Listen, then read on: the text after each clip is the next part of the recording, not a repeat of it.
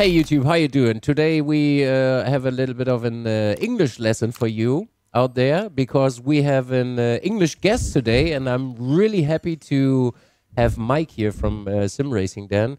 He's probably one of my favorite YouTubers in regards of reviews. He rise up very fast with a very good quality of videos and very honest reviews, and today you have the chance to get to know him. So hey Mike, how you doing? I'm good. How are you? Thanks so much for having me. Been looking forward to it.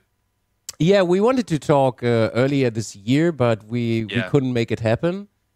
It's hard with the time zones, right? That's the thing.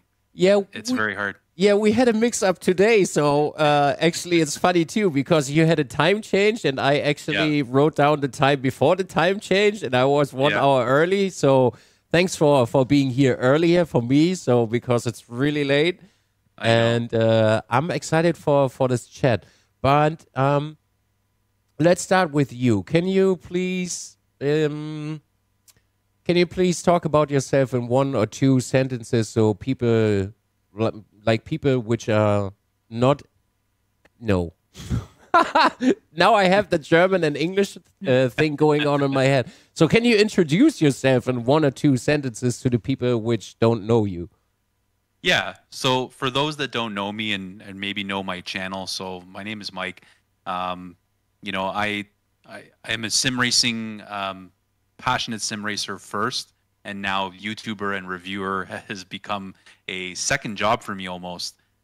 This was not something I set out to do full time, but something I spend a lot of time doing now. But yeah, from Toronto, Canada, and you know, during the day as my day job, I've been a sales account manager for most of my life. That's kind of what I do 9 to 5. And sim racing for me is a hobby and a passion.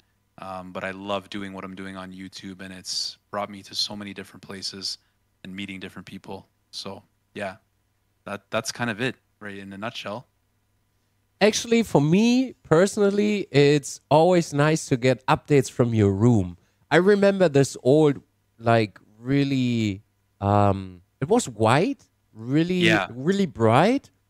And then you changed it up to your theme, and now it's really dark and like red in the mix. Yes. So those are 2 different rooms, actually. So where I started the channel was basically so when I moved into this home about 4 or 5 years ago, that room was supposed to be just a home office for me, right? So just a desk. At the time, I had a big model car collection. I love Porsches. It's my favorite car. And so I'm obsessed with collecting models. I used to have like almost 100, 1/18 scale models at one point. Wow. Like I had some really rare ones too, really, really rare and older ones. And so at the time I was excited because I was going to make it a home office with my computer, and I would work, when I work from home, I would work there. But I also wanted a place to display all my cars. So I had the whole office was covered with my cars. And then of course, I knew about sim racing, and it was something I always wanted to get into. And then I finally just decided to go, okay, I'm going to build a setup. So, I needed some money for one, to kind of offset the expense of the new hobby, and I needed some space. So I sold about maybe half of my model car collection, which actually paid because some of those models were so rare, and some of them were pretty expensive. Like some of them went for like $600, $700 each, and maybe I only paid about $100 for them. I was able to use a lot of that money to buy my first sim racing setup. So then I moved around, some cabinets and things in that office, and I fit the sim racing rig in the corner. It was it's a small room upstairs, that office. Yeah. And so it was kind of tight, but I made it work, And so that's where I started doing a lot of the filming and doing the reviews when I first started. And then I upgraded my setup to like a triple screen setup and a, bigger rig. Then it started to get really tight in that room. And especially when you're filming and you're trying to move around and you're working on the rig, it was like, okay. So we had this room in the basement that really neither my wife or I really used. It was just kind of a spare room. Actually, it was a gym. It was a gym, but I didn't even use it as a gym very often. I probably should have. So I had to, my wife is very, very supportive of me. She's amazing, actually. She kind of just lets me do my thing. And she said, okay, if you want to turn that room downstairs, let's make a YouTube studio. Let's do this for real, you know? So the idea was to have it, you know, look really good. I wanted it to be really dark. The walls are painted all black, and I needed room to put a second rig because I got a test rig so that I didn't have to take apart, you know, my main rig all the time when I'm changing pedals and things like that. And I can move it around and stuff. So yeah, so we just decided, my wife helped me, we painted, we, you know, we put up the pegboard with all the wheels. I think you saw that. Just to make it look like a YouTube studio, but it's also like a, for a lot of people, it's like a dream sim racing room. Like I sometimes walk in here, honestly, every day, I still can't believe that I have this room. Like, I'm really lucky and privileged to have like a dedicated room for sim racing. I know not a lot of people have that. So yeah, it's been a crazy journey here. Actually, now there's a fun fact. Look, you see what I did? You have the. I watched your video and said, "Oh Nice. no, he did that!" And I went to IKEA and got 4 of those walls, and then I designed and modeled like all the quick releases for the wheels. So then I 3D printed it, and so I have all my wheels on the wall too because I saw it from your video. So That's awesome. that was a nice copy and paste from you. Well, you know what? Honestly, when I made that video, it was like, I love sharing this stuff because, you know, I don't share things to like show off. I'm just not that person. Yeah. I was hoping it would inspire people because honestly, I stole the idea. I went to, so you know the company Advanced Sim Racing, right? Yeah. So Advanced Sim Racing, I'm in the ASR Pro right now. That's my chassis. They're a Canadian company. They're based in Montreal. And when they opened up their new facility, because I know them well and they're one of my affiliates, I know the owners really well there. They're super nice guys. Really, they're doing amazing things there. And they invited me to the grand opening of their new facility. They have a 17,000 square foot facility where they manufacture the rigs and they ship out products. And so they invited me to a grand opening party. And they have this room on the top floor that is like, oh, it's even nicer than here. Trust me. It's like, they have sims there you can rent and use, and it's like a showcase of all their products. Yeah. And they have a bar, and they had this big pegboard on the wall with the wheels and the pedals, and I said, that's what I'm going to do. That's an amazing way. I felt like that's the best way to display wheels when you have a lot of hardware. So I kind of made a miniature version, so to speak, here. So I have to give them credit for the idea. But now, see, it's other people are getting the idea too. So yeah, it's getting, you know, overseas. Yeah. And actually a lot of people working on different stuff to 3D print. So it's actually like, it's amazing to see. I have like small cars and controllers on there. So it's pretty good. I actually saw that video from ASR when they showed their they did a tour. Yeah. Yeah, I think Daniel Morad did a tour. Yeah. He went there. Right. Yeah. I saw that video from Daniel, and it was really interesting. Actually, I'm kind of sad that it's really hard to get rigs from them. Like in Europe, I really want this thing for the wheelbase, but you know, it's not easy to get stuff shipped over to Europe. Some other people have told me that too. I mean, if you're in North America, they're amazing. Like they're like Amazon of sim racing. I'll order like an accessory from them. It's here like next day or 2 days. Wow. Which is like, I can order a wheel from them and have it in 2 days, which is crazy. And free shipping, on, as long as you spend, I think, $100 or more. Yeah. It's free shipping in Canada and the US. And I don't know if because I know I have some buddies on a podcast, a chicane podcast. They're in Hawaii.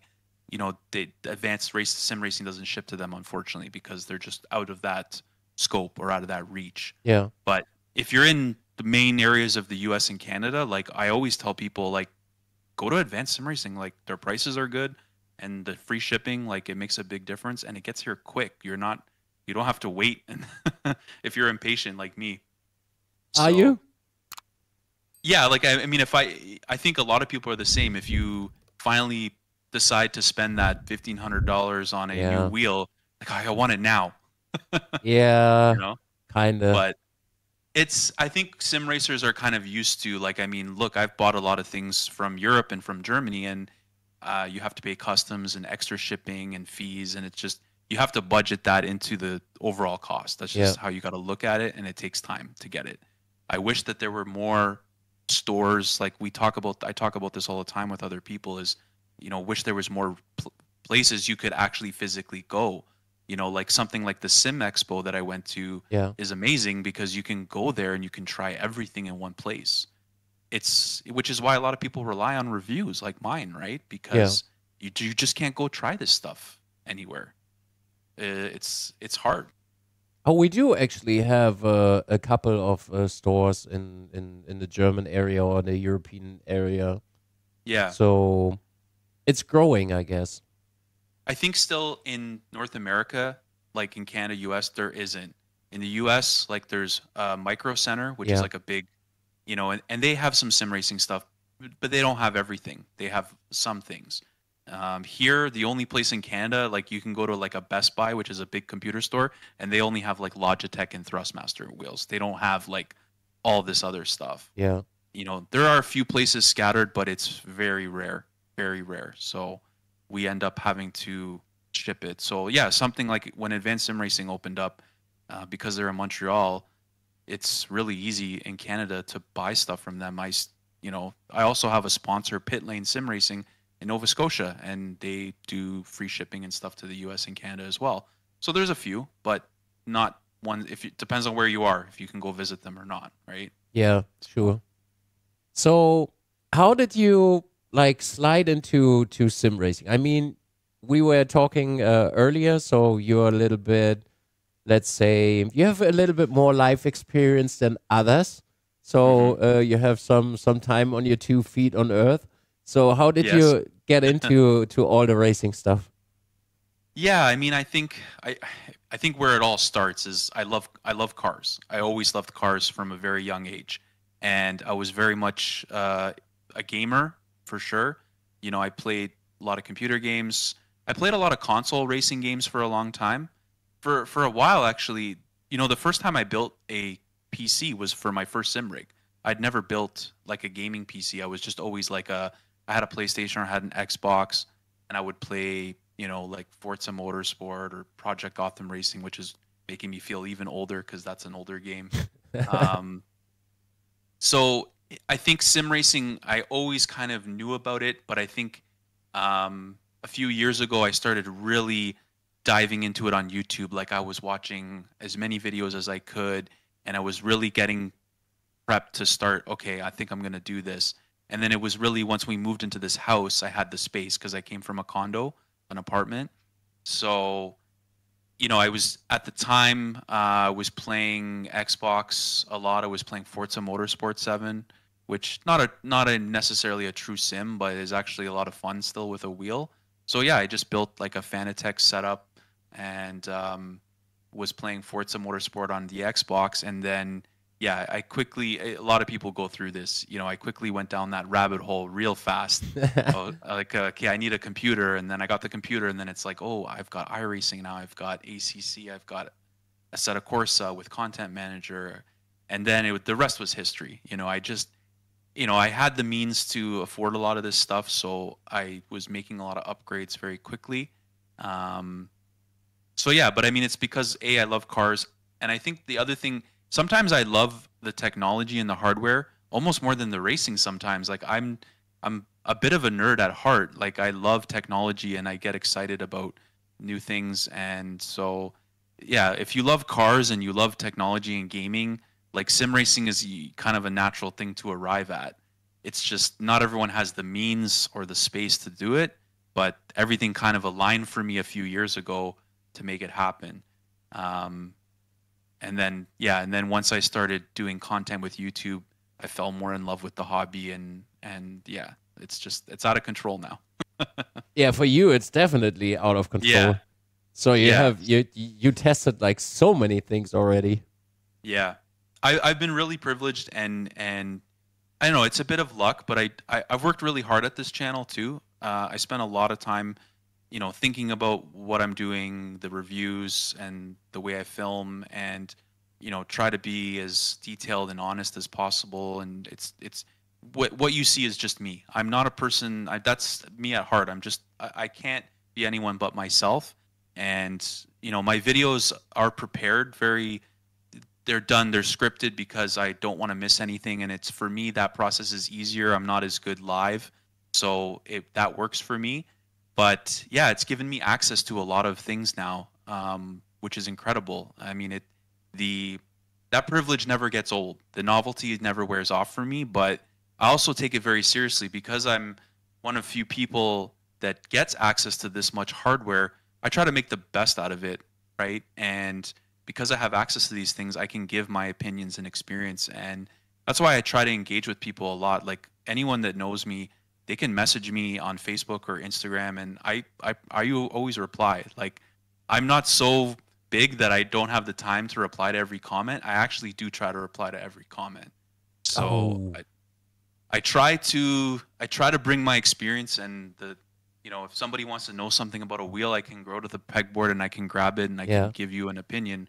So that's very useful. So I'm just trying to do the best I can with this, but I'm having a lot of fun too. It's a lot of fun. Let's see how long you do that, because I needed to stop replying to everyone. Yeah, it's like tough. It gets really, really. I would say I can't reply to everything, but if you ask me a specific question in a comment, I can reply. A lot of times I can't reply to just somebody stating something. I don't reply to negative comments either. Yeah, me neither. If you wanna have a healthy debate about something, I'm all for it. But I will look at a comment and go, no, I'm not responding to that. I prefer not to say anything than get into a fight on something that I don't think is a good comment. But anyone that has a question or anything, I really try to get to it. If I might not get to it the day after the video releases, but sometimes I'm going through and getting caught up on comments, and it might be weeks or a month later, but I try. Yeah. So I try my best. Yeah, I try my best to do that. And I'm sure there will be a point at where it will be unmanageable. On some videos, it is unmanageable. With the videos that I have that have a lot of views, it can be very difficult. I don't have the time. But, the other community that I started a Facebook group called SimRacing Setups. Yeah. And I believe it's now the biggest sim racing or general sim racing group on Facebook. We have over 124,000 members in that group. And that really surprised me because I just started that group I wanted to just create a place for my viewers to come and share their setups with me, because you can't share photos and comments on YouTube. So I said, and I wasn't really good at Discord, and my people weren't going to my Discord server. So I said, okay, let me try a Facebook group, because a lot of people have Facebook. And so, it just took off, and now it's like grown by insane amounts. And I do look at a lot of posts on there and engage in comments, but I have a lot of help from moderators. I think I have like 6 moderators there, a bunch of friends from the community that are helping me manage that group now, because I can't do it on my own. I started that thing too in my Discord, and I do videos about it and talk about the setups in the videos, and like we check out what they do, and that got out of control very fast. Mm-hmm. So you have I can do 4 videos every month only showing setups. Yeah. That's like insane how many people out there building so many amazing setups and 3D printed, and did you see the new immersion rigs people building? Yeah. So one of my moderators, actually 2 of my moderators, Daniel and Matt, I call those guys, they're like immersion rig type of guys. I think there's 2 types of sim racing setups. There's that immersion, and then there's more like a function. Like, I'm more of just a functional rig, and I'm kind of minimal. I don't want to have a lot of stuff here, but I have a lot of respect for those immersion rigs and what they feel like to be in. I mean, I remember I built a roof for my rig, and just the immersion of adding a roof over you, it's like night and day. It's amazing. But anyways, Matt and Daniel, if you want to talk about immersion rigs, go check out Daniel Killian or Matt Hollinger's YouTube channels and videos. Yeah. These guys were my first 2 moderators on the Facebook group. Like, their rigs are amazing. Like, you watch a POV video of Daniel in his rig, you think this guy is in a race car. Like, it looks so good, and he's got a really amazing like GoPro type camera, and like like Race Beyond Matter, like these types of rigs are just like amazing, and we see so many of them on the group. Like sometimes I'm scrolling and I just can't believe like the creativeness of people and what they're able to do with just like some materials and time. It's nuts. Do you have the feeling that you want to build one of those two at one day? So at one point when I was like going through different variations of my setup, that was actually my goal, because I had been really inspired by Race Beyond Matter, and I thought I was gonna build a rig like that, and that's why I had built this roof for it. And actually I did a video on how to make the roof, and it's still one of my most popular videos. And it's funny because I'll scroll through the Facebook group and I see a lot of roofs that look similar, so I think I might have inspired a few people, which is amazing. But people have done way better things than I did. But I was actually going down that route, and I think where it kind of changed was when I started reviewing hardware and changing out the rig a lot. And to film things with a rig like that is a little more difficult for me, like to do reviews. But yeah, I mean, ultimately I just realized it wasn't for me. I just like to have a limited amount of things here, just like what I need. And but I don't know, maybe one of the things I want to do, and I'm hoping to do something like that. I may have something coming in the future that I can't talk about yet, but is building like a Formula style rig where you're like in a Formula cockpit. Because I would love to have a dedicated rig that's just for Formula One or open wheel racing in the Formula position and feel like you're in the cockpit. So you get the third rig, right? Yeah, maybe. I'm working on something like that, and I'm gonna be reviewing something in the future. So I'm excited for that. Yeah. So basically, why I asked is I have a really good friend and content creator. He built like one of those boxes, right? Yeah. And he shows the box like really often, and I'm watching his videos and I'm always sitting there, yeah, one day, yeah, you want to do that, and then I turn around, and then it's like, if you're live and you have the camera pointing in the back, you don't want to have this like black box. It's nice inside, but outside it's like I don't know how to fit that in the room, right? So that was one of the things for me I realized too, is that from the outside, it's not that it doesn't look good, but it's not the point, right? Yeah. Like I even think Daniel Killian would admit that his rig from the outside, looks strange to somebody, but when you see the view from his perspective, it's like, wow. So for me, when I thought about like how I was building out the studio and wanting to do things here, I wanted the rig to kind of have a certain look. And I like the way things look. I'm picky about that. That's just who I am. So I like things to look uniform and nice, and so yeah, it just, like I said, it wasn't for me in the end, but I am a huge fan of people that do it. Yeah. I kind of stopped making it look great. I stopped. I have like 5 PCs in the room and over like 500 meters of cables. I stopped. Yeah. Half the time this room looks like a mess. Like you can't see on camera, but to the right of me are like all this different hardware, like scattered wheelbases, pedals all over the floor. That I'm like, sometimes I'll start filming something and start filming another thing just to get some footage done. So most of the time this room has studio lights and cameras and things everywhere. It's very rarely clean. Yeah. I know. I know what you mean. Yeah. That's why I just dedicate like 1 day or 2 days just filming that, and then I clean everything up again. Yeah.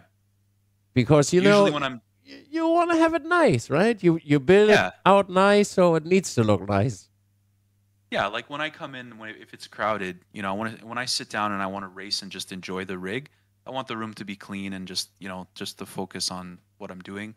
So yeah, when I'm done a review, I'll sort of clean and then, okay, get ready for the next one. But I enjoy it for like a small bit of time.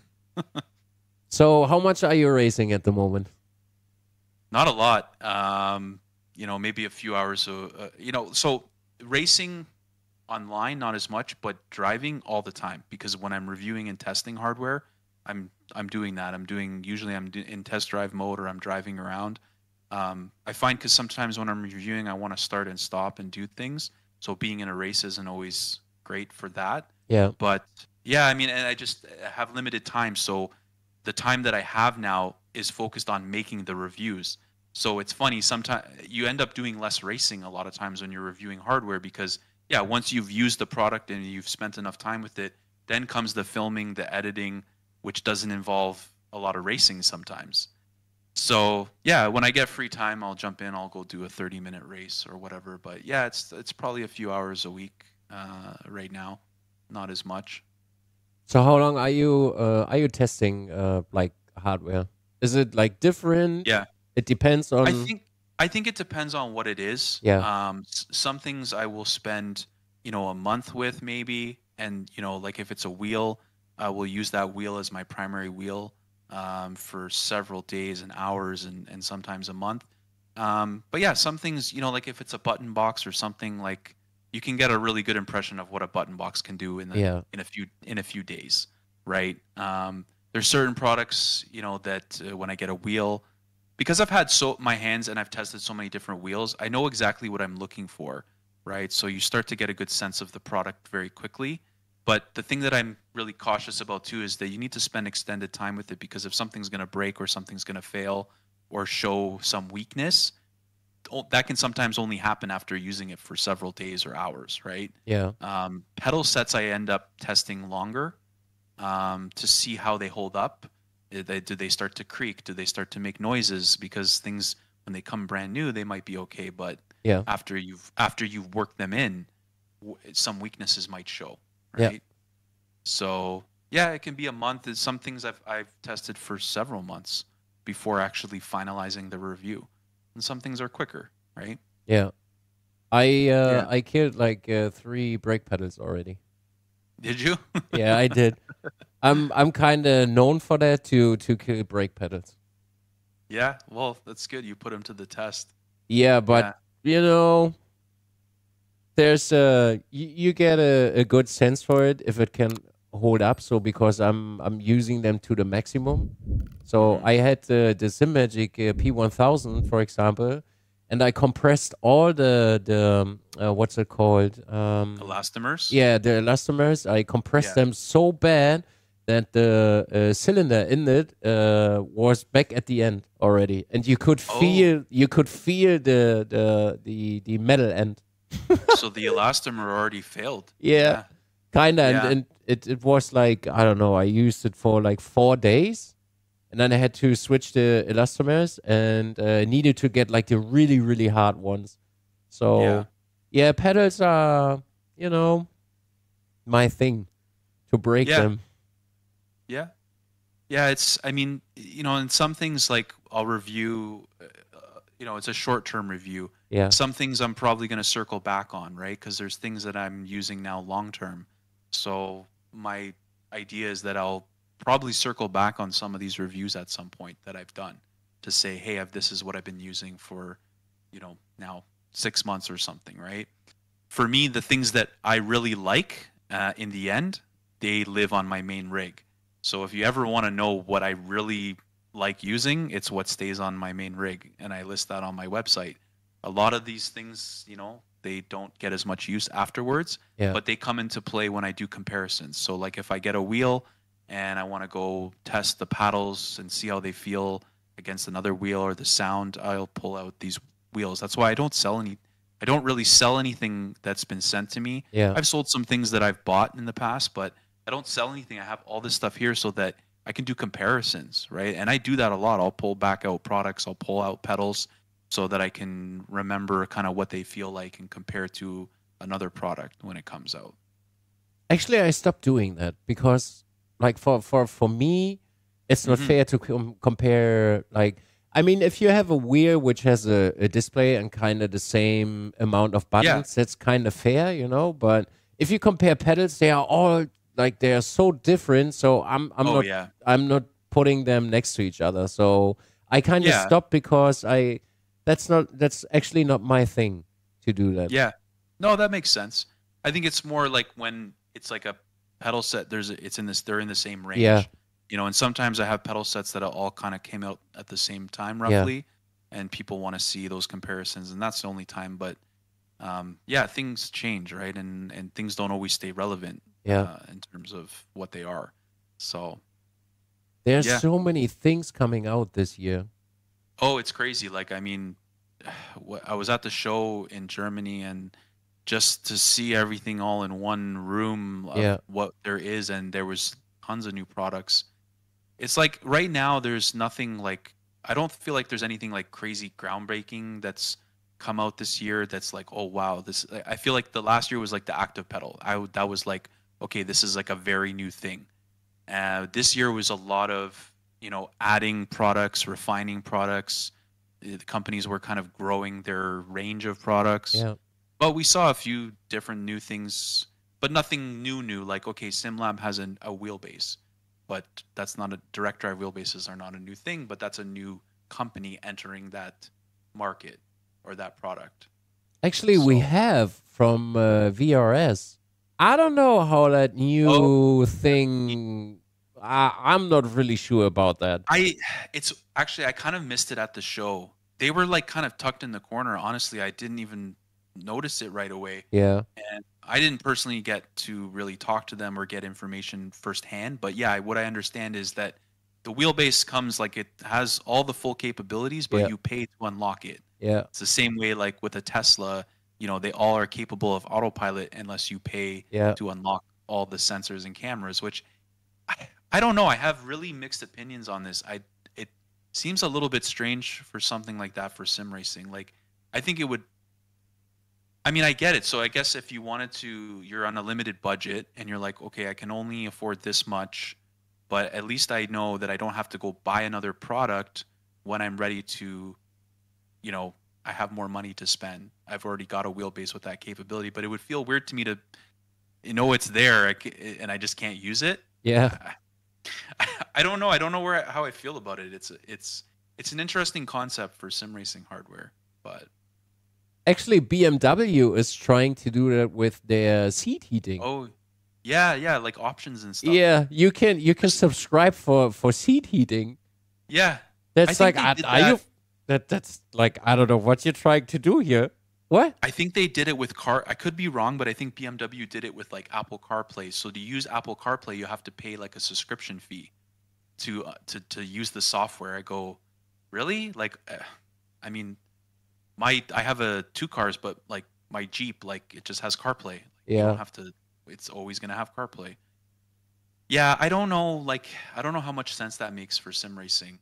I mean, I'm always a proponent of buy the best that you can afford. Yeah. Avoid upgrading later, I guess. But yeah, it might make sense for some people. I'm kind of like, as you said, I have mixed feelings about that too. So I'm not really sure. Maybe people will crack that stuff so you can get it for free or something. I mean, yeah. That would be a 20 Newton meter wheelbase for like $400, right? So there could be a thing too. I'm not really sure how that works. So, but I guess they figured it out. I think it's amazing for them because if you think about it from a manufacturer, you only have to produce one product. Yeah. And you're able to the efficiencies of not having to produce 3 different wheelbases, right? That it's good for them, I guess, but I don't know. I don't know if it makes sense for the consumer yet. Oh, we will see, I guess. Yeah. So how was, what was your favorite product to review? Can you remember?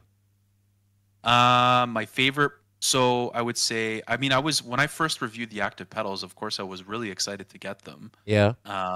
Because it was something that was kind of high on my wish list, just from a sim racer. I think we were all curious when they first came out. And yeah, I was definitely excited when SimiCube reached out and wanted to include me in review to get a review unit of the active pedals, because I knew it was going to be something that a lot of people were interested in, because at the time it was like a new thing. Nobody else had something like that on the market. And it's still one of my favorite sim racing products. I think they're the best pedals on the market. I really believe that. Yeah, they're expensive for sure. Some good things cost money, right? I was excited about that. Actually, recently, the last review I did was the 𝗬𝗢𝗪𝗬𝗔𝗬𝗪 Alpha wheel. Yeah. I said in the review, this is, for me, my perfect wheel right now. And that's just of the wheels that I've tested. So to keep that in mind. And I've tested a lot, and obviously I haven't tested everything out there, but from everything that I've touched and had here on the rig, this is my favorite wheel right now, in terms of just the whole package and what it feels like to use. So yeah, and I'm really excited about them as a company. I really like their products, the design, their design language, just the features. I just think they're doing really nice job with their wheels, which is amazing for a smaller company. So I still wait. Yeah. I'm still waiting for it. I'm so excited, and I'm still waiting. Are you? Yeah, I do. They had some problems in the back, so I'm still waiting for mine. Yeah, it's. I think it'll be worth the wait. You know, I think they moved to a new production facility. I think earlier last year. Yeah. Is what I understand. So yeah, I think there's a lot of excitement around the wheel, and you know, I can tell because the review, when I posted the review, it got the most views of any of my videos in the first 24 hours. Whoa. The review of this wheel, because YouTube tells you, like, in the stats, you know this, like it's like it got #1 based on that time period. So, you know, and even people like you using the affiliate link, there's been a few orders already, and even in their Discord, there's a lot of conversation about it. So yeah, a lot of people, and there was at the expo, I noticed there was a lot of buzz around the booth, a lot of people leaving with positive impressions of the products and wheels. So yeah, I mean, like, the thing is, we have so many great wheels. There's so many great companies. Like, name a few, like VPG Sim, GSI, Asher Racing, Bavarian SimTech. All these guys make amazing wheels. It just depends on which one is the right run for you, in terms of the one that you like the way it looks or feels, the grips, has the features, has the buttons, controls, the type of paddles. You know, we have so many options that somebody is going to be able to find their wheel. I just found, for me, the Bavarian, for me as a sim racer, feels perfect for me in terms of the grips and the style of the wheel and the paddles and everything. So yeah, didn't VPG, sorry to interrupt you, didn't VPG announce something new on the expo? Yep. Yeah, they had a Mustang. So VPG now is partnered with a company. They're partnered with BF Systems, who make real steering wheels. So VPG's sort of whole goal with their wheels is they're very high-end wheels. They're very expensive, but they are to be as true to real life as possible in terms of full carbon fiber, and the components are all automotive grade motorsports components. But so the big announcement for them at the expo was they brought a Mustang GT3 wheel, which is almost like a 1-to-1. It's not 100% 1-to-1, but like I held the real one there and theirs, and it was like, if I wouldn't know the difference, you know, like they look identical. And so that's out of the new Mustang GT3 race cars, which is one of the newest GT3 cars. And yeah, I drove the wheel there on they had a Novus racing simulator motion setup, and yeah, the wheel feels fantastic, you know. And I think those types of wheels are interesting, like these replica wheels. It's a very specific thing, right? If you have to be after wanting a replica, and you're typically going to pay more for these replica wheels. Like, I reviewed the SimLab Mercedes AMG wheel here, which is like, I don't know, $3,000, like US or Canadian. You have to really be a fan of wanting to have something as close to a real F1 wheel. But the thing that I found interesting is that there's wheels that have more functionality, maybe slightly better features for less price. They're not a replica. So you have to decide how much that's worth to you, right? But I think they serve different people, right? Like, for me, I love Porsches, so, you know, I have the Porsche RSR grid replica wheel.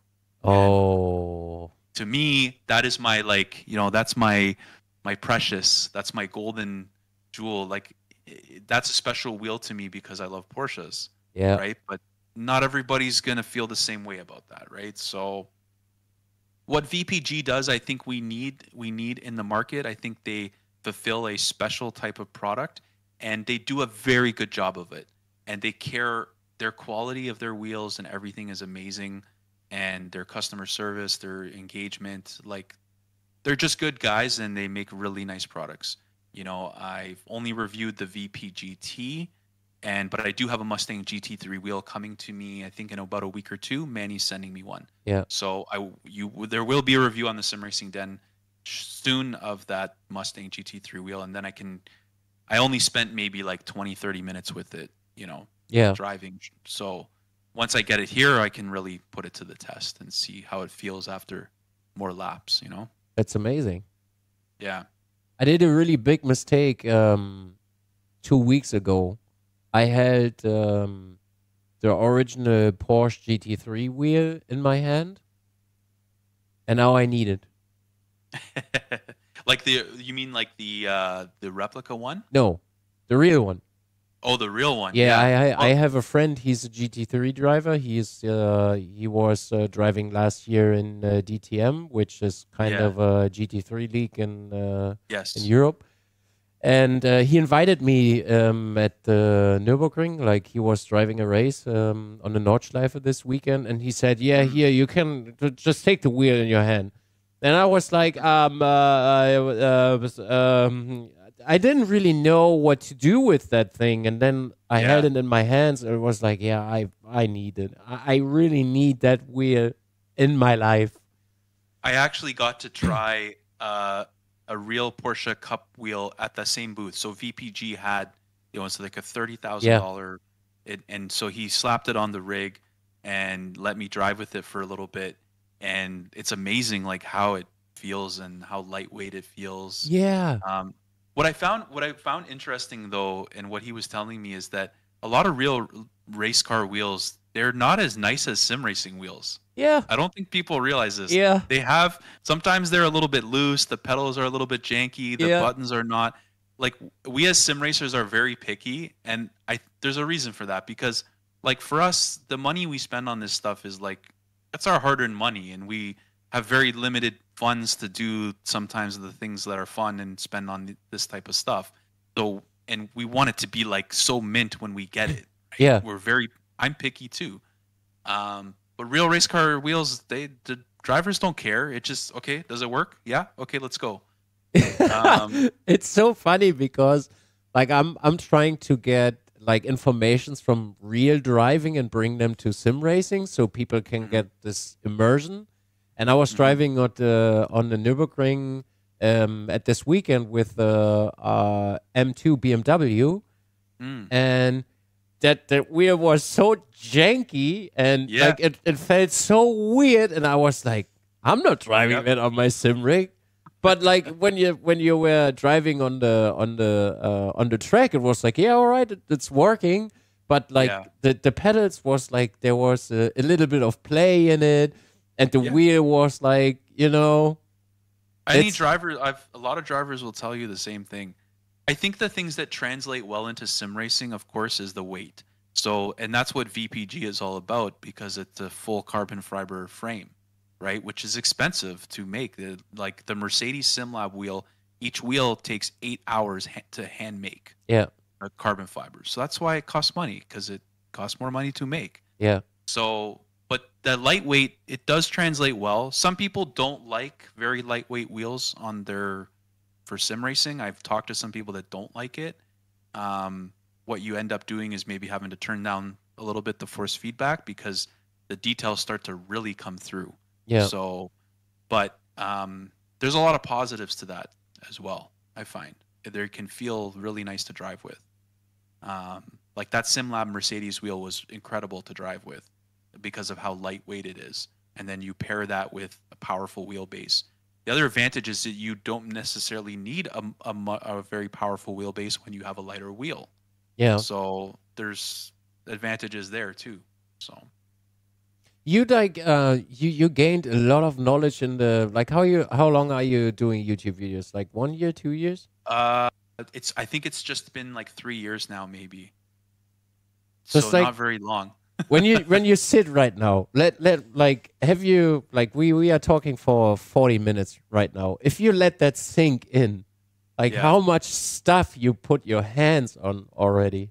It's wild to me. Like I honestly feel like I've been doing it longer. Yeah. Because I look back at, now over 200 videos on YouTube, and I look at all the hardware behind me, and it has happened. It kind of escalated very quickly. There was a period of time where nobody really knew who I was, and I wasn't getting access to review units. And then it was like all of a sudden it was like a switch flipped, and I was getting emails left, right, and center wanting to send me hardware.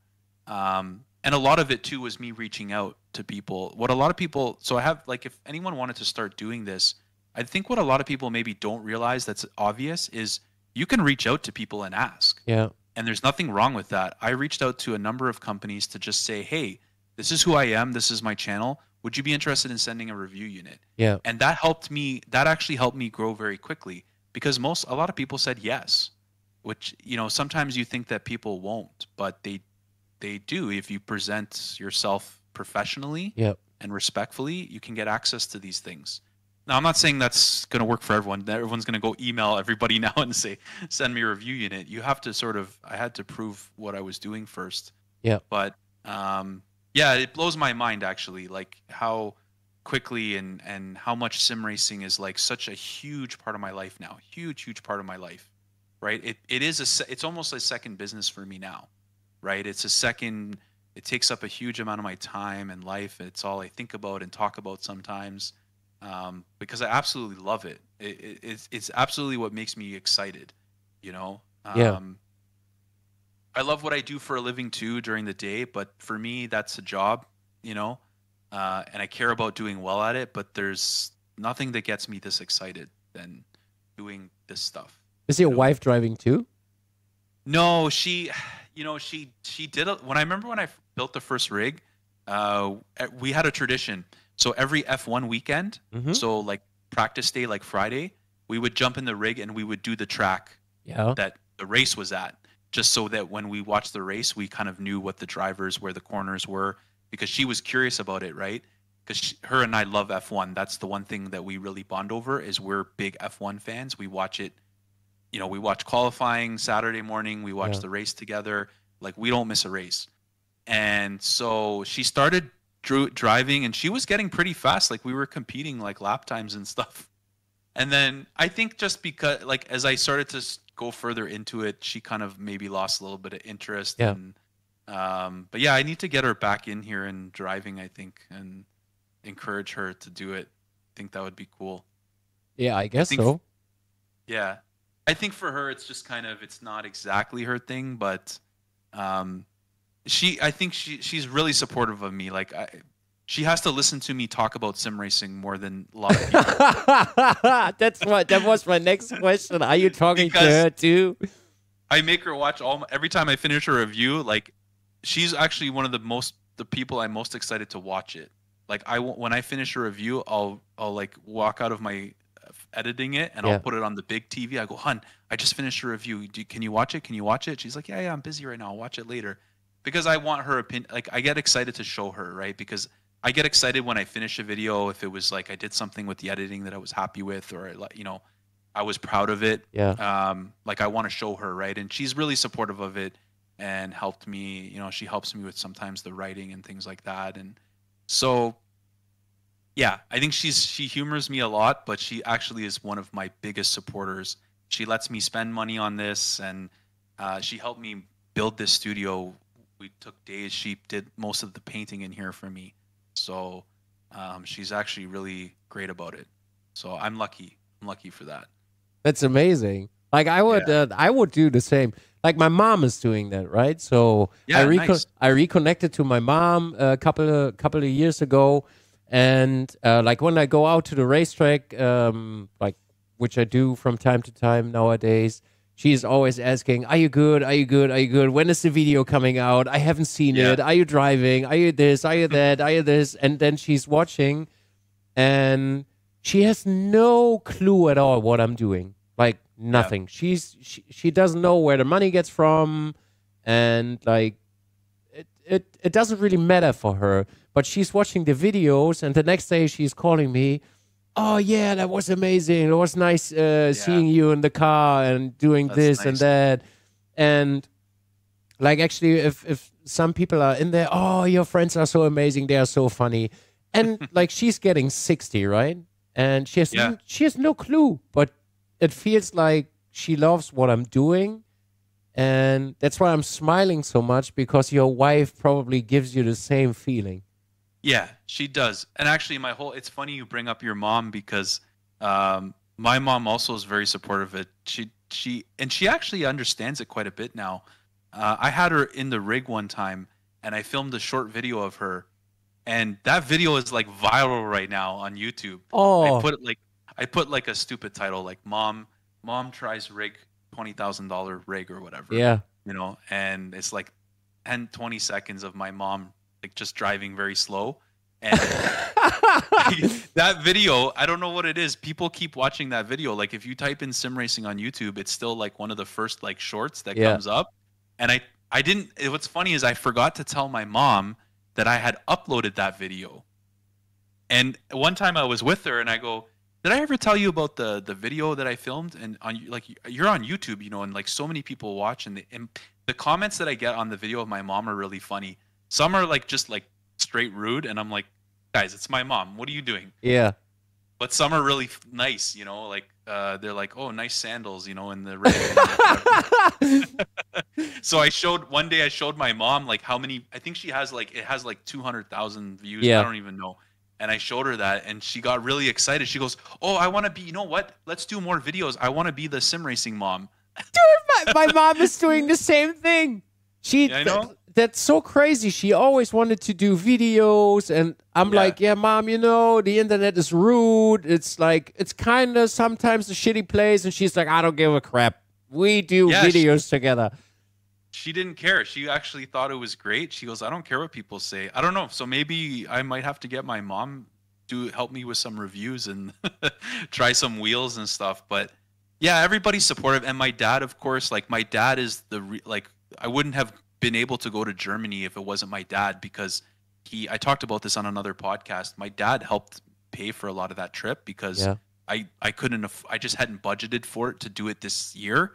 But when I told him about the expo, I said, you know, I really want to go to this expo. It'd be a big deal for me now that I'm involved in this and I want to go. And he's like, okay, let's go. I have the money. Let's go. And we went there. He rented the Porsche for us. Like he made it like a really fun trip. And I think he understood sim racing, obviously, but he didn't realize how big the industry was. Yeah. And when we went to the show and he saw like all the hardware, he goes, holy crap, like look at all this crazy stuff here. I go, yeah, it's like, it's a big thing. And people were coming up to me and they knew who I was and from the videos. And my dad was really proud, you know, like he's like, wow, people know you from the videos. So, you know, it just makes me feel good. You know, like my whole family is really supportive of me. They thought I was a little crazy when I told them, I think I'm going to start a YouTube channel. I don't know. I'm going to try it out. Maybe I'll give up after, you know, a couple videos. Yeah. And now they're, you know, 2-3 years later, 200 videos and reviews, and here I'm still here. Actually, there's a funny story when you told the story about your father. So last year there was what's the English word? It's kind of you know, like Oktoberfest. You know Oktoberfest? Oh yeah. Yeah. So Germans have a shit ton of those fests like all around. Big festival or events, yeah. So my mom has like a wine festival in her area.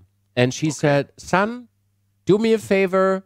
Like it's really big here. I want to show you because, you know, we haven't seen each other for quite some time in life. Please do me a favor and come over. I said, nice. Yeah, all right, mom, I do that. And then I went out with my stepdad and with my brother. And we went through the fest. And then somebody came up to me, and you know, it's nothing near where I live. Like, it's really far away. And then one guy came up and said, hey, Dizzy, can we do a picture? And my mom was like, what? There are people knowing you here? And I'm like, yeah, mom, you know, sometimes it happens. And 20 minutes later, there was a woman coming up with his boyfriend or with her boyfriend, and she asked who. And then she was like, you are more famous than the governor of this town. And I'm like, no, mom. It's like, you know, I'm doing it for 12 years. And that was like, I don't know if your father has that too, but they have like the sparkles in their eyes. Yeah. Yeah.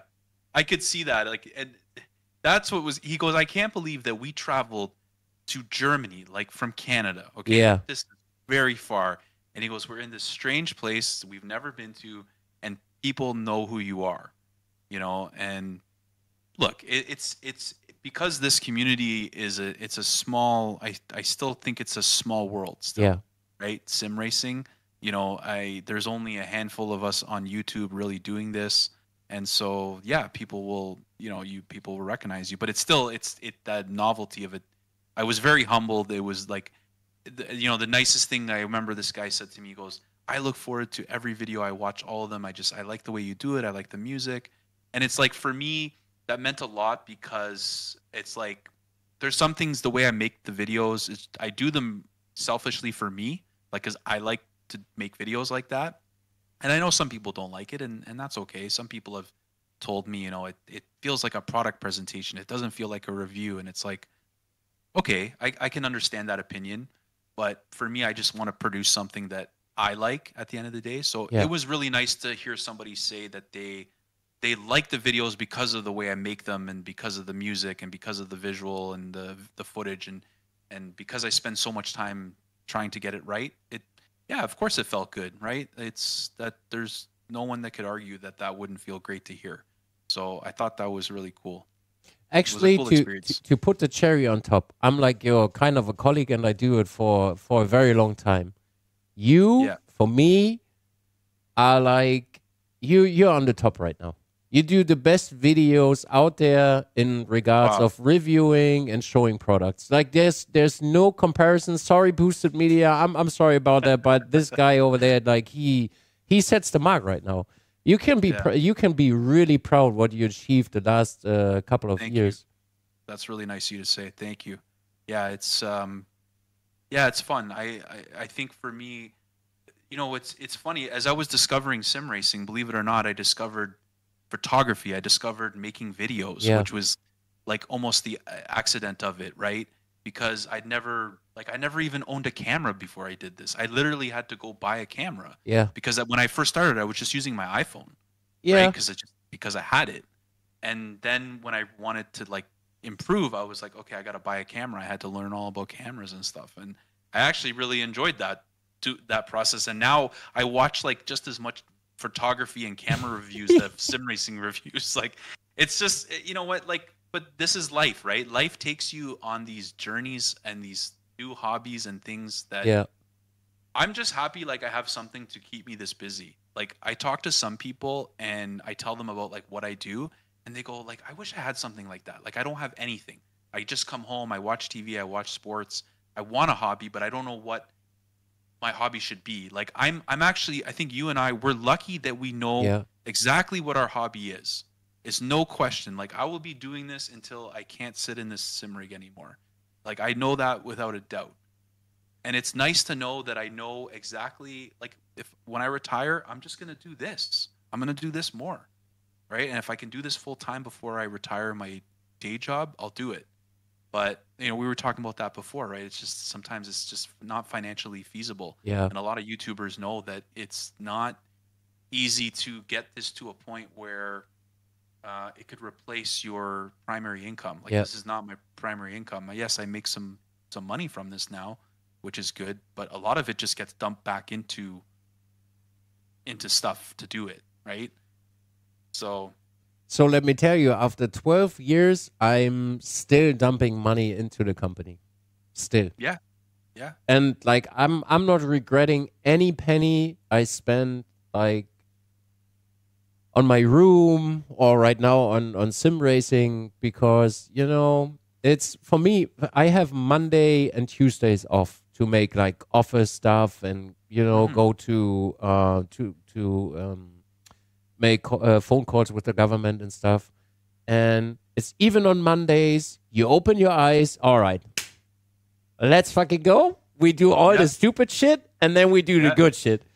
And then you have days, like, I don't know if you have that, you're like really tired, like really, really, really tired. So you drink a coffee and you're still tired. And then you're sitting in the chair and like everything is exploded on the ground because you're changing like something or you review something. And then you sit down at the end of the day and you copy all the files and you have like, oh yeah, maybe I can help one guy or like one person with that video. Mm-hmm. And then you have this joy. Yeah. You clean up your room and then you go to bed with a really big smile. I know. Actually, that happens all the time. There are some nights or some weekends where I know I got to get a review done, right? Because for me now, like I have to keep constantly doing it because I have a constant queue of products coming in, right? And actually, I've gotten to the point for the first time where I kind of have to turn away some things. Or have to be not select. I have to basically say like, okay, not right now. Yeah. Right. Because I have a certain amount of time. So, you know, there's a lot of things that come out, get emailed to me and things like that, that maybe not worth doing. But yeah, like there's the days where I don't want to do it, but then I go, no, let's do it. And I like, I don't know. All of a sudden I'm done the video and I go, oh my God, I did it. Like I got it done. Yeah. Right. It feels so good. But there's so many times where I just like, for me, the biggest relief for me. So a lot of people think the other way. I like the editing part the most. I don't like filming the product and just doing the B-roll of the product because that's just very like robotic now. It's just like, okay, pan the camera, do this, get this shot, move the wheel, get this shot. The only fun parts are doing the driving shots because then I actually get to drive. But but for me, it's the best feeling. All the footage is done on the SD card. I take the SD card out of the camera. I go upstairs to the Mac, put it in, and I have all my footage. And now I can play. Now I can like make my video because that part's fun for me. It's like therapeutic. I make my coffee. I sit down and I do the edit. Yeah. And once I start editing a video, I can't stop till it's done. Like I'm literally like going all day. Like sometimes I'll start my day Saturday like 7 in the morning and I'm still editing at 1 in the morning Saturday. And my wife is like, hey, are you coming to bed? Like what's going on? Because once I start, I can't stop. Yeah. So that's why a lot of times I can bang out a review, like at least the editing part of it in like 48, 24 hours. Yeah. Like I can bang out a review on a Saturday, Sunday, in a weekend, it's done because I work the whole day on it. But that part's fun for me. Actually, the most fun part for me, which is kind of surprising to myself, is just like building stuff. Oh, yeah, for sure. So I basically bought a 3D printer last winter in December. I've been thinking about getting one too. You should get one. I know.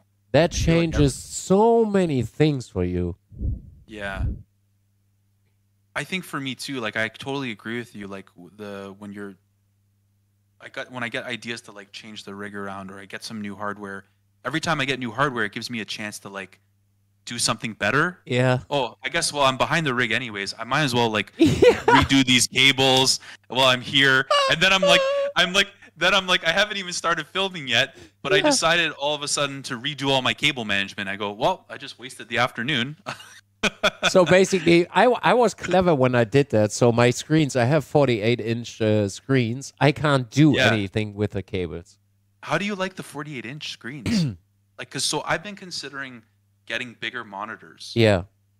And I've tried a lot of them in Germany, and I don't know. Like, do you think it's worth it? Yeah, that's amazing. I wouldn't change my screens for any money in the world for nothing. Which ones do you have? 48 is the LG? Yeah, the LG ones. OLED, right? Yeah, the 4K ones. I wouldn't change anything because that's the only thing, and I probably that's the thing for the next year. I will probably do this black box because you have so much real estate on the screen that you actually feel like sitting in the car. Right. And the You don't only see. yeah, you don't see anything. The only thing which is kind of annoying is the light coming under the screen. Yeah. So Yeah. and if you close that up, you're sitting in the car. I see. I've thought about doing that, right? Like we were talking about the immersion rigs. Like I think where I would want to do is do that same thing. Just put some sort of board or build something here. Yeah. Like because my room is so dark that if I turn off all these like LED and accent lights, Yeah. I actually really don't see anything Yeah. below the rig because the paint in here is like black. Yeah. And because I have a monitor above me too that I sometimes turn off, I do feel immersed in it. But I do for me, my next big upgrade, two things, because I have a lot of things now. But the next thing for me would be that bigger monitors and maybe a motion setup. Because Actually, those are the only things Sorry? I don't have really, right? Actually, I'm not going for motion. I haven't. No? I have been in a real car. I don't want that. I just have like a shit ton of shakers on my on the sim rig, and that's actually enough. I found too, like, haptics is a must-have for me for sim racing. Yeah. I tell everybody this. I go, just get haptics, 100%. Get it in the beginning, or it doesn't matter, because even with like even if you have a lower end wheelbase, just adding haptics, you're gonna feel like it's gonna be such a better experience for you. Trust me. But then I got this belt tensioning kit that it's the cubic system one, and it pulls the belts on you and stuff. And this thing really surprised me, like really, really surprised. I thought it was going to be maybe gimmicky, but it was the immersion of it. Like it made me like actually not want motion as much anymore, because I felt like with the haptics and that, I'm like, okay, maybe this is enough. So yeah, I don't know. I'm kind of undecided. I think for sure the bigger monitors is like the next thing for me, because I've been shopping. Like I was looking at I almost did it. Like I was looking at Black Friday deals today. Yeah. And looking at monitors, and I'm like, no, I can't do it right now. Can't do it. But actually, I can only recommend. Yeah, I was looking at those. I think the other one, the other ones I like are the 45-inch ones, but you don't get that same real estate like below you. They just give you, I guess, more. They're wider, I guess. Yeah, but you have to consider wisely when you're building. That's not that you can't do anything by yourself anymore, right? So you can't take it away anymore by yourself. You can't move the monitor stand. You need 3 people to move that. Yeah. Like even 3 people are not enough, so you have to get the outer ones away, and then you can move all the stuff. I can't That's move. true. I can't move stuff. So sometimes you wanna do like reroute the cables or something. Nope, that's not gonna happen. That's a good point. Yeah, because I do end up having to fiddle with stuff. For me, the thing that made a big difference for me filming is both my rigs. So the second rig and the rig I'm in now, I have wheels, caster wheels on them.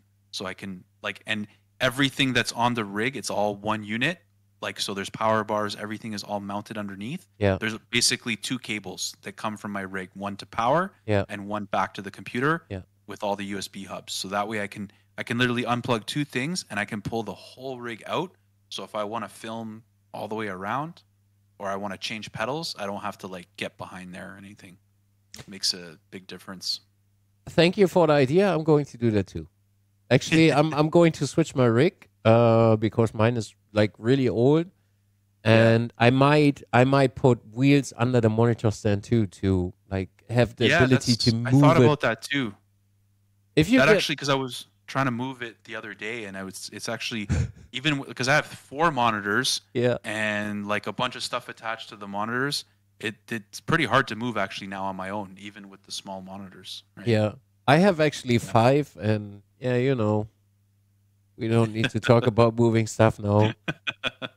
It's but that was why I got the test rig, right? Because I wanted my rig, the one that I race in, to just sort of you know, like I do a lot of the wheel reviews in here because that's easy. Yeah. But the one that I do pedals and wheelbases, like I do it on the test rigs just because there's not as many things on that. It's just easier to throw stuff on and off, you know?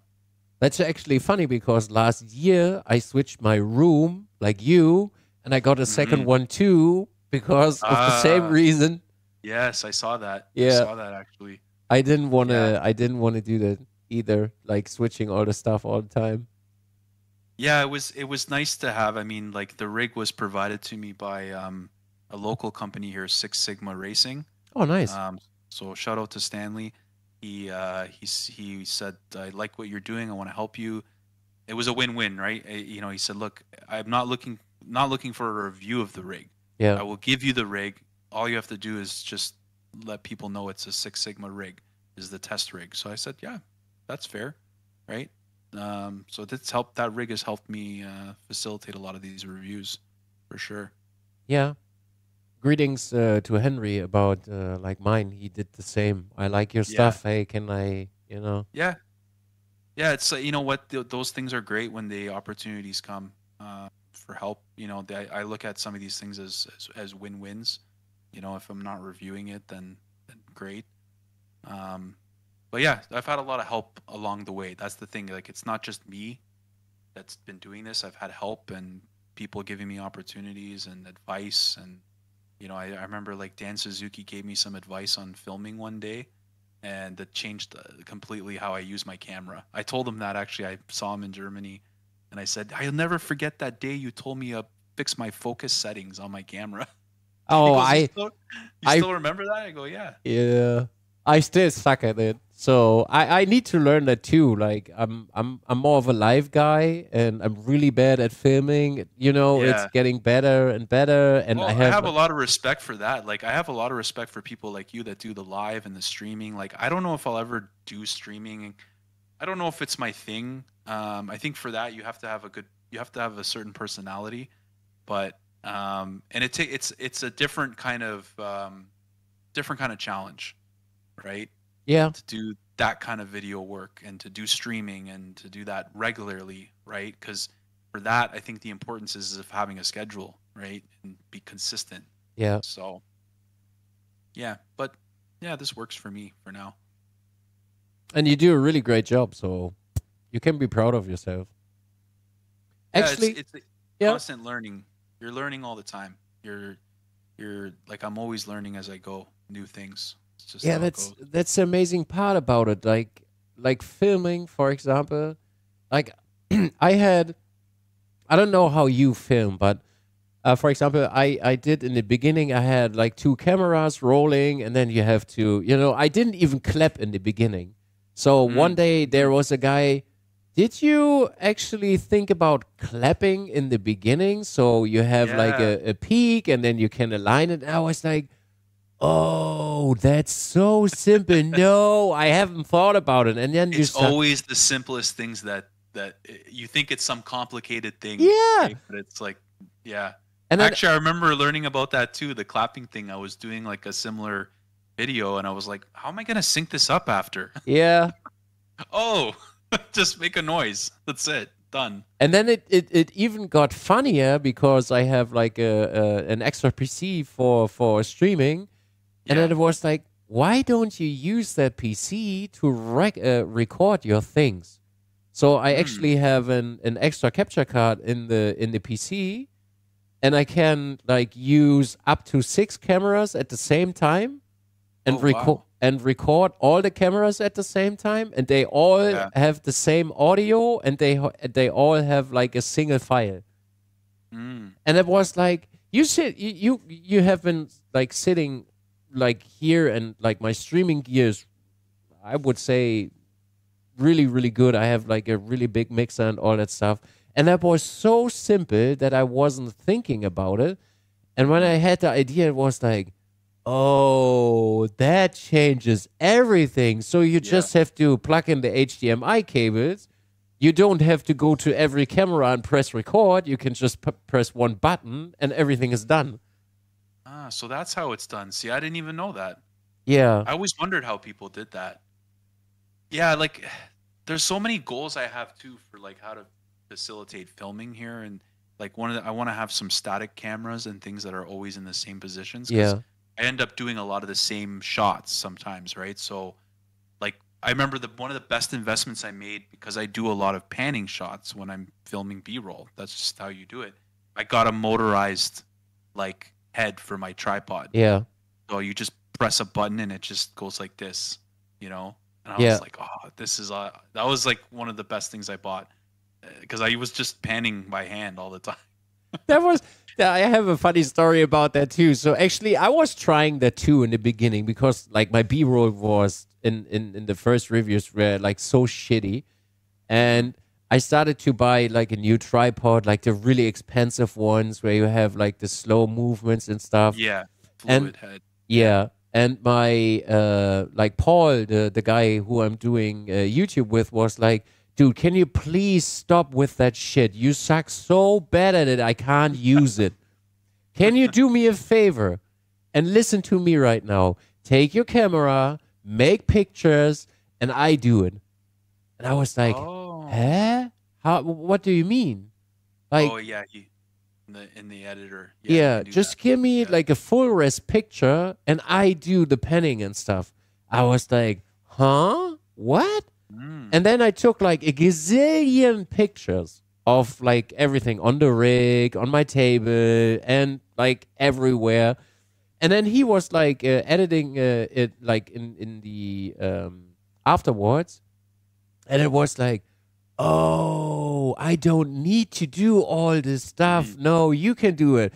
And then like that changed my whole world about it, because like the reviews, like the quality was very high with Yeah.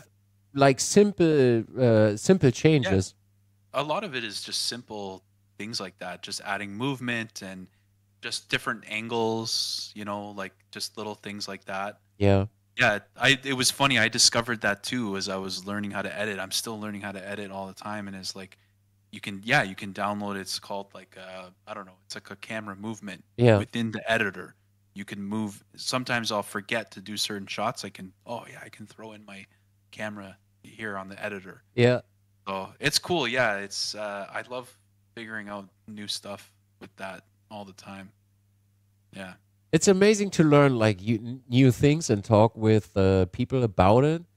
And then I don't know if you have the same thing, like you have a problem and you think like so amazingly complicated about all that stuff. And at the end, it's like really simple. Yeah, it usually is. Yeah, but it's like we're lucky. We have a lot of information everywhere. Like you can go on YouTube and learn about anything now. It's like everything that I've learned to do to kind of create these videos, I just learned from watching watching YouTubers who talk about how to film. It's all that information is there for you if you want it. And but it takes some time, and I didn't like just wake up and have all this gear. Like you do it gradually, right? Like when I started to make a little bit of money from YouTube, it was like, okay, I'm gonna buy a new lens or gonna buy a new microphone. That's why it's like it's not really a profitable endeavor, which it was never meant to be, so it doesn't really matter to me. But it's I love being able to invest in stuff, and then it improves, whether it saves me time. Saving time is key, or just helps me film better or different, right? So I have a question for you, Mike. Yes. What was like in your 3 years as a content creator, what was the most amazing thing that happened? Oh, geez, that's a good question. Mm-hmm. There's been a lot of moments, I guess. I think recently, like going to the expo, that was really amazing to be there, to be a part of that. Was kind of like a pinch yourself moment to be there, like from watching it from the other side and then being a part of it and being able to be there as a YouTuber was a big deal. But yeah, like some of the best things I think too are like the friendships that I've made with people like all over the world. Like I'd never talked to this many people in my life regularly, like, you know, through Discord now and just through social media. I have all these new, I call them friends. They're friends, right? Some of them I've never met in person, but I have a network of people now that I know. That was probably one of the most amazing things that happened. But yeah, there was few moments like with the channel where the growth was really exciting. You know, I remember like this video I made and it went viral. Like it just blew up really quickly. And that's, I think, what motivated me to keep going with the channel when I realized that more people were watching. You know, like I remember that day when like my subscribers went up like a lot. You know, it's like subscriber numbers don't always matter, but I think in the beginning it does, because it tells you that what you're doing, people are watching, people care. So then it gives you a reason to keep going, right? Not that like you can keep going because you enjoy it, but for me it was like, I think because I knew people were watching it and finding it useful, it was like, okay, yeah, this is what I'm doing matters, or what I'm doing is not just for me, it's other people are enjoying it and watching it. So there has been moments like that along the way, I guess, if I could say. So yeah, I hope that kind of answers your question. Yeah. It's a combination of all these things, right? Yeah, but there was moments I remember the first time I got a review unit, like the first time I actually got a product sent to me for free as a review unit, like make a review. I was like, oh, I guess I'm a YouTuber reviewer now. Like this is you know, it sounds silly now saying it, but like that first time you get that product sent to you to do a review, not like, because a lot of times when I started in the beginning, I was just reviewing stuff I bought. You know, like I'm just reviewing like I'm like, oh, what didn't I review yet? Oh yeah, that Fanatec wheel. Okay, I'm gonna review that, because you're just hungry to like create content and do stuff, right, in the beginning. And then the first time you like actually get something sent to you, you're like, oh, okay, this is like for real now, you know? Yeah, if that makes sense. It is so funny. I was using my SimRacing for 3 years, and I've never reviewed it. Never. Never. Like I never reviewed anything on my rig. And I did for 3 or 4 months, I did reviews. And I was streaming, and my chat told me, why don't you review the stuff you use? I was like, I never thought about that. Yeah. So I did a review of my SimRacing after 1 year of doing YouTube. Yeah. Because I never thought about doing the review. Yeah, I had some moments like that too, where I forgot about certain things. Like I never reviewed the pedals that I use like every day. You know, I was like, why didn't I review these? Some things I actually never ended up reviewing, and now it'd be like kind of unrelevant because they're just older products, right? There's like enough reviews out there for people to watch. But yeah, that's funny that you mentioned that. Yeah, it's true. That's the thing. Like a lot of people ask me, like, "Oh, they want to start doing this? How do I do it?" I go, "You have a sim rig now? Yeah. Okay. What do you have on the sim rig? I have this Fanatec. Okay, review those." Right? Because that's how these companies started sending me products, because I had at least something to show them that I did. Yeah. You can't just like decide I'm going to review products and email them and you've done no videos. That will just not going to happen. Yep. Maybe it did for somebody. I don't know, but probably not. So like anybody that just wants to maybe thinks about wanting to do this, it'd be fun. Just start with that. Review some stuff you have.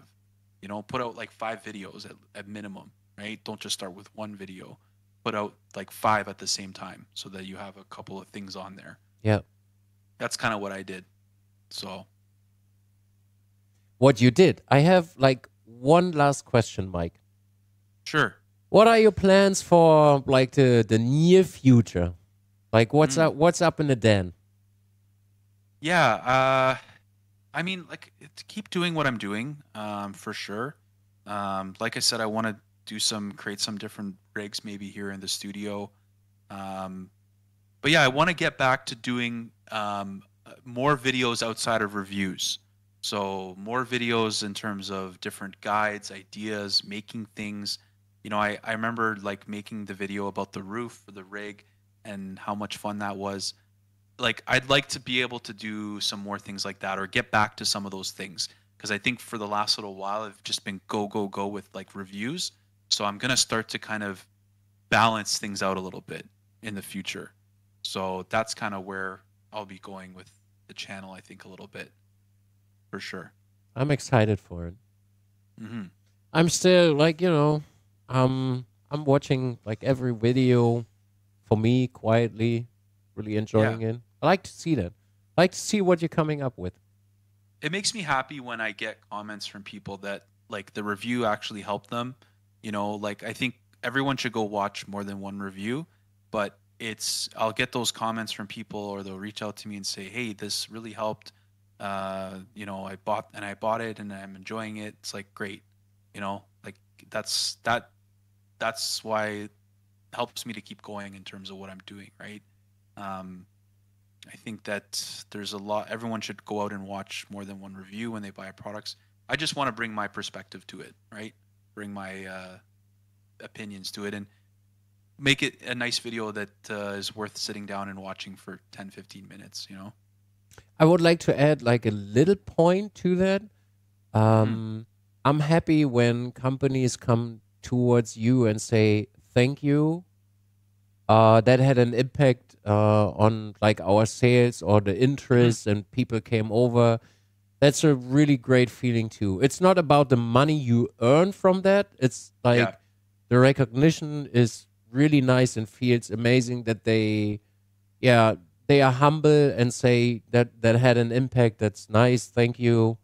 Yeah, I've had a lot of that actually, and I actually like reviewing and focusing too on smaller companies. Yeah. Or maybe products that are just not as well known. Mm-hmm. I've done a lot of actually products like that, and sometimes people email me and it's a new company or new product, and I will do the review if I think that there's going to be something someone's interested in, and that has happened a few times where it like, wow, thank you, like they got some sales through it, or they got some extra exposure because it was deserved, right? So I think it's a win-win, and I remember a company, like I did some feedback in the review. Actually, I can say who it is. It was 𝗬𝗢𝗧𝗦𝗍. They made like an Aston Martin replica wheel, and I did the review. And look, it was a nice wheel, but there were some things that I thought should be improved, and I was honest about them. Like I'm not gonna bash a product. Like it's feedback. It's constructive, and typically I'll work with companies too. If something fails or it's just not like a normal thing, but it's fixable, then I'll work with the company. I can state it in the review after. But anyways, I just pointed out that I didn't like the buttons and this and that. They actually took the feedback and they like redid the product. They didn't, and they came out with like a version 2 of the wheel, and they said, "You're right. We need to do better on this." And they took the feedback and they made a product, and then someone buying it is getting a better product now, right? So I feel like it's a win-win, right? Yeah. Some people have concerns that, we're just saying nice things because they sent it to us for free. Like, I don't need to get anything for free. It's like, I don't need this many sim racing wheels. Nobody does. No, not really. So it's like, for me, there's no other reason. It would be silly not to do this properly, because nothing good would come out of it, and I wouldn't be here probably doing this, or no one would be watching if I was not doing it properly or honestly. So yeah, and it helps people get better products in the end, to the companies that listen, and a lot of companies actually do take that feedback. The review is for them. It's advertising, but it's a way of getting feedback as well. Yep. So. Yeah. So, Mike, I would like to slowly come to an end. We are sitting here for 1.5 hours. I know. I feel comfortable. I feel like you and I could talk for hours for sure, but that's why whether other people will listen to us, who knows? They will probably do, but that's the reason why we meet each other for a second time. Anytime. I don't know, maybe after, like in the new year or something like that, because I really do enjoy that too. Anytime. Like I said, I've been looking forward to it. I know you and I have messaged each other. We try to make this happen, and I'm glad that we finally sat down. And I'm a big fan of yours as well. And excited to come on and for your viewers to see this. So Actually, it's harder for you to understand me and my content. I know. Than I remember I messaged you, I think, because you would do like I would watch you. This is how I came to know about you, because I got notified that you had my video and you were doing commentaries. Who is this guy commenting on? What's this going on with this guy? And I would pull it up and I'm like, oh, it's all in German. I don't know what he's saying about me. I want to know what he's saying about me.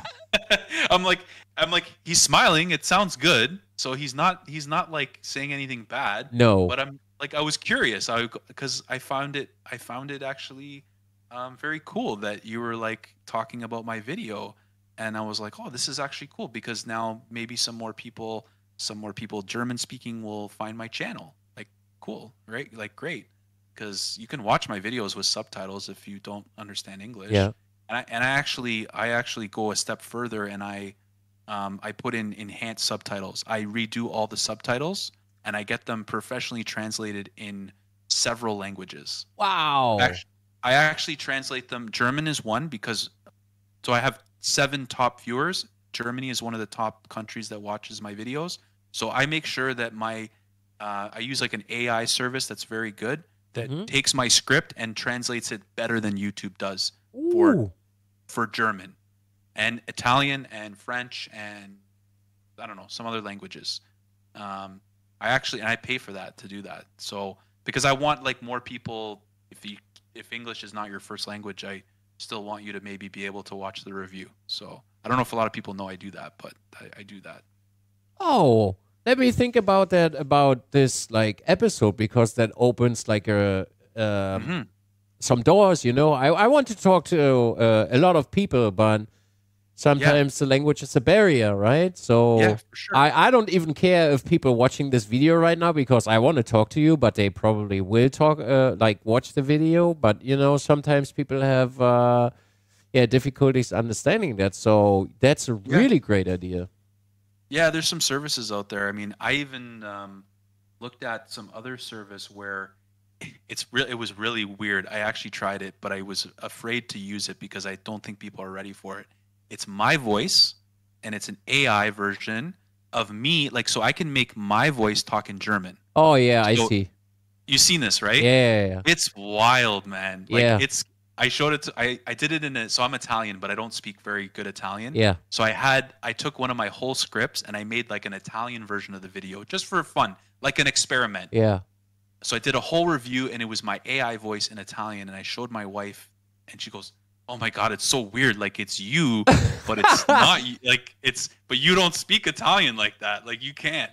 But like, it was so believable, right? But I was like, I guess my fear was, I thought it would be amazing to be able to reach other countries and other people, and them to be able to watch it like everyone else does, like not watch it with subtitles, like, but it's still my personality and my voice.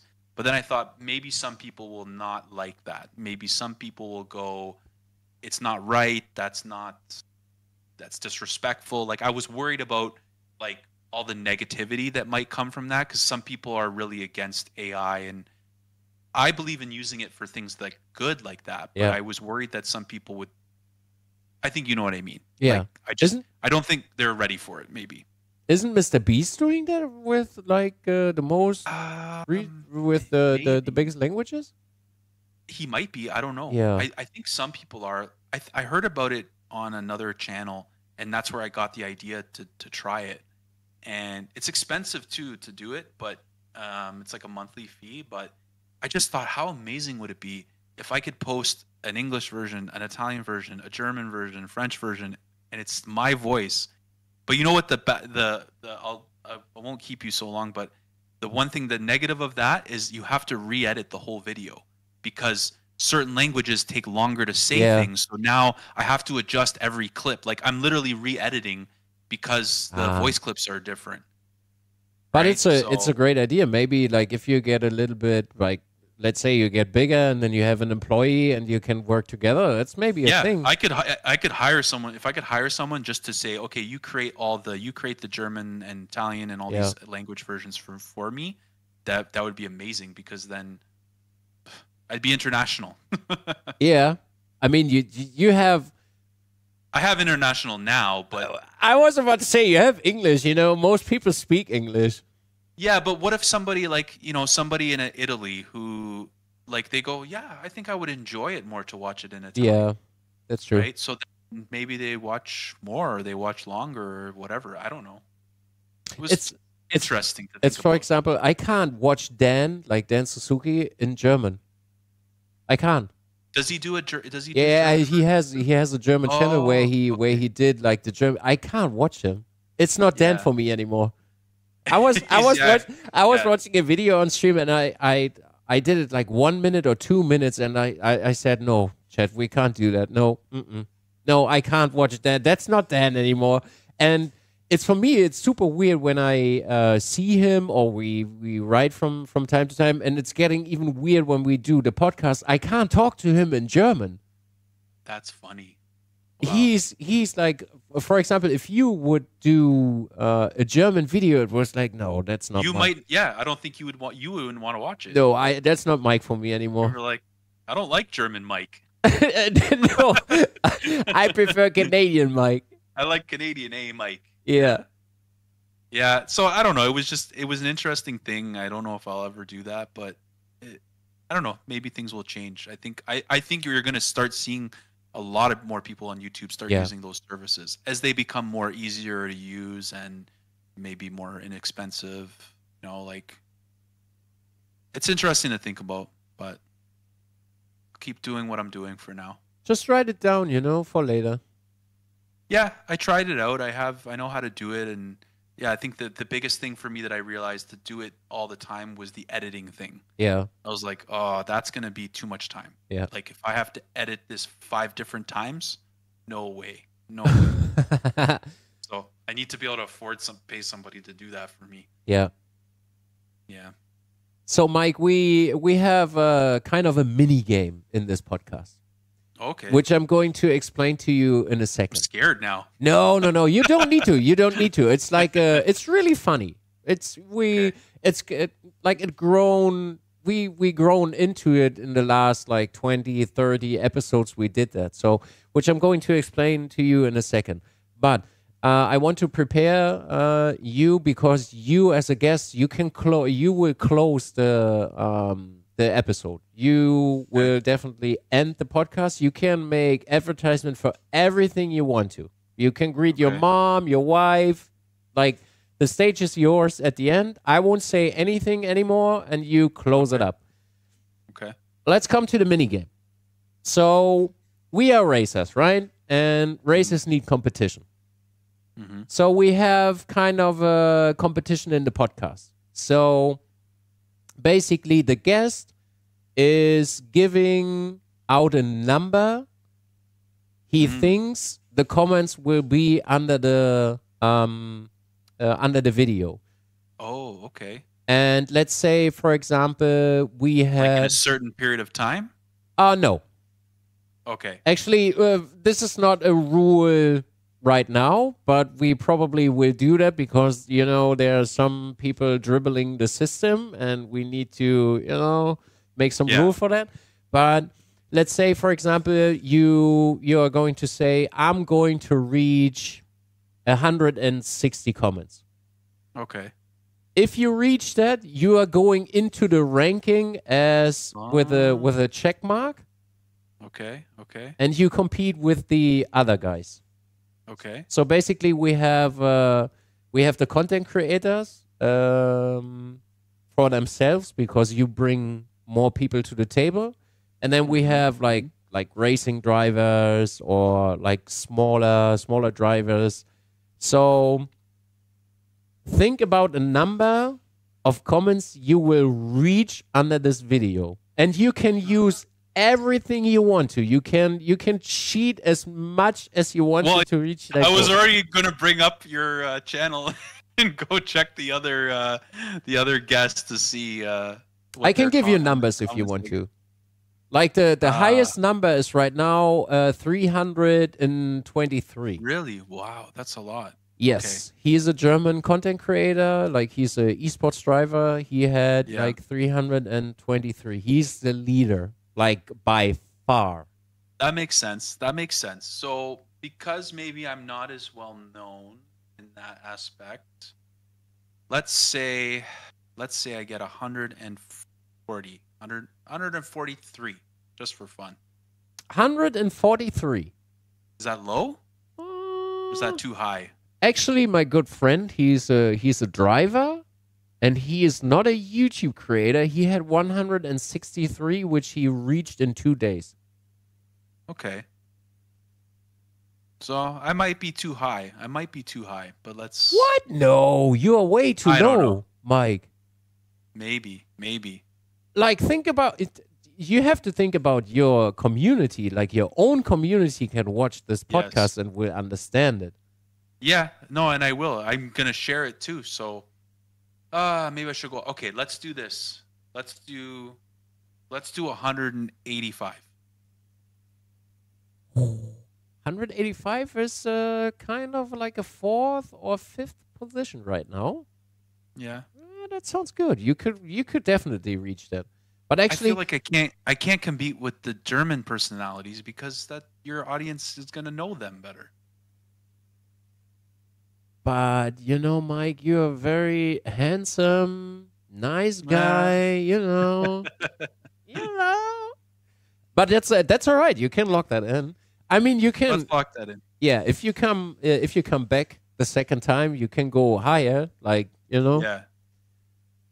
Okay. Let's lock it in. So I feel good about it. For your viewers, when you come in over here, we have kind of a mini game for the comments. Let's try to bring up this number kind of funny. For example, let's say I was driving on the highway with 183 miles per hour while listening to the podcast. Something like that. Something funny. Okay. Just not like hashtag 183. Because, you know, it's funny for Mike to read the comments. He can laugh, and he feels appreciated if you reach the end to here. And that would be amazing if you could do that too. And, you know, for sure. The German guys from me, they know this mini game already. And I guess you will reach that, Mike. Let's see. Yeah, let's see. I hope so. Yeah, me too. All right, that's it with the mini game. Basically, I'm going to say bye, and then I give the word to you.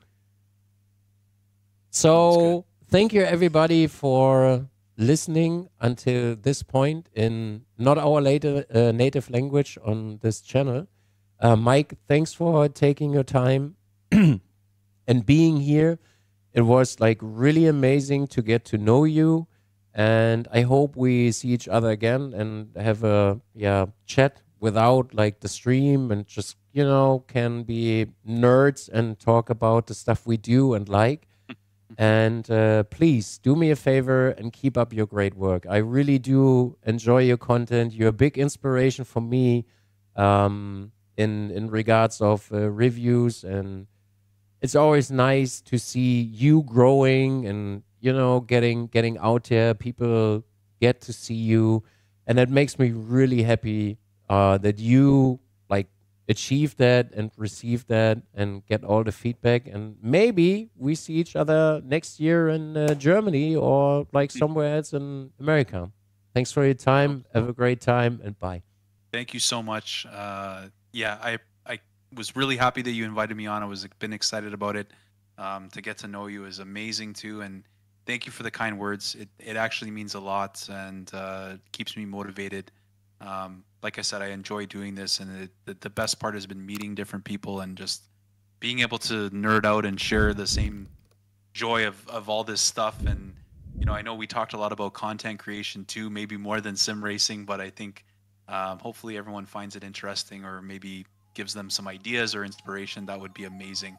So yeah, thank you again. And yeah, I hope to see you next year in Germany. That would be amazing. We can have a beer together and hang out some more.